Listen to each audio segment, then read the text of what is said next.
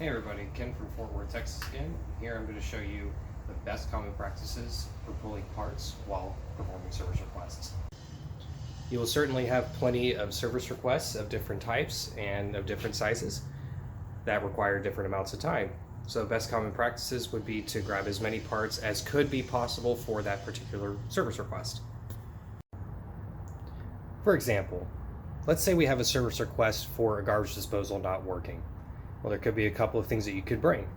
First thing would be our garbage disposal wrench, which I have one inside of my bag, so I'm good there. It could also be that your electrical cord could go out, so you would bring an electrical cord or having some sort of fittings for it, or bringing an entire, I don't have any more garbage disposals. Well, unfortunately, that means we're gonna have to order another one.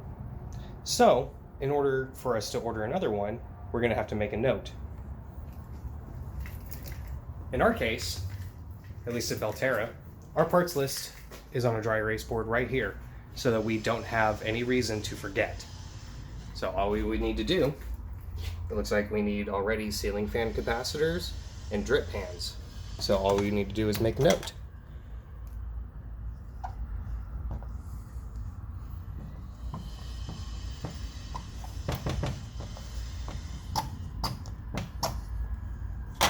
And that's it, so that we can order them as quickly as possible. And it's okay, mistakes do happen. Sometimes we don't notice that the garbage disposal is missing. Sometimes we won't notice some smaller parts that are missing.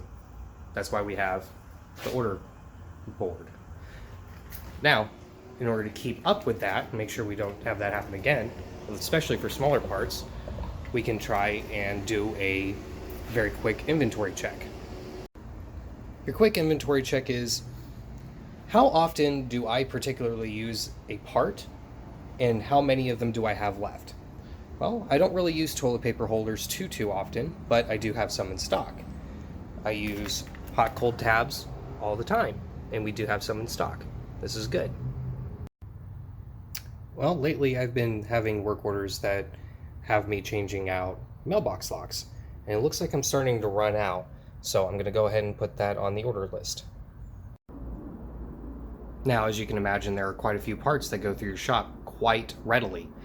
Between you and your make-ready, along with your porter and your maintenance manager, you are going to go through a lot of parts. So it's best practice to keep that flowing. That's why we have the parts list, and you order whenever you are starting to get low, not when you are out. We received an order earlier for appliance parts, and we haven't quite taken them out of the bags. What we're going to do is take them out of the bags and place them neatly inside of the bins so that we can search for them a lot easier later. Oh, now when I need a front dryer bearing, I can grab it way more easily. I don't have to keep more trash on the golf cart than necessary. Keeping all of your parts together is a great idea. For me, I use a small parts bucket, so that whenever I go to the apartment, I can just bring either the bucket if I have multiple parts, or I can bring just that single part and I don't have to go searching for it. Well, that wraps it up for pulling parts. I hope this ends up helping you later, especially because it's going to get real hot real quick.